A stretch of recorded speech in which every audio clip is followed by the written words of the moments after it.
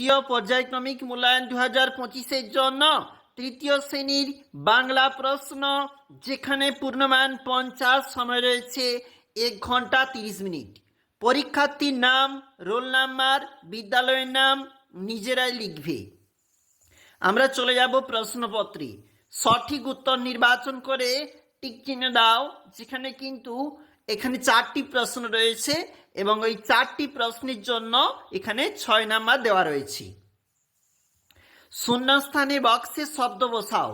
মোট এখানে 4টা প্রশ্ন, এই বক্স থাকতে শব্দ চয়ন করে এগুলা ফিল আপ করতে হবে এবং এর জন্য কিন্তু রয়েছে মোট 6 নাম্বার।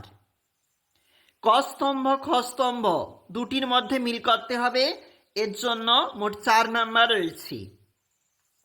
একটি শব্দে বা বাক্যে উত্তর দাও, 10 নাম্বার রয়েছে নিচের প্রশ্নের জন্য।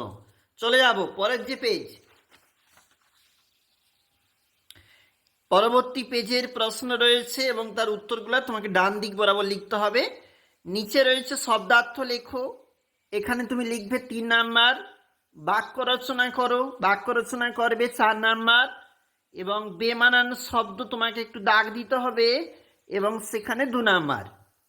সংক্ষিপ্ত উত্তরধর্মী প্রশ্ন 3 নাম্বার করে রয়েছে একটা প্রশ্ন। এই প্রশ্নগুলো অবশ্যই খুবই গুরুত্বপূর্ণ, দেখবে তোমরা পরীক্ষা প্রস্তুতির জন্য।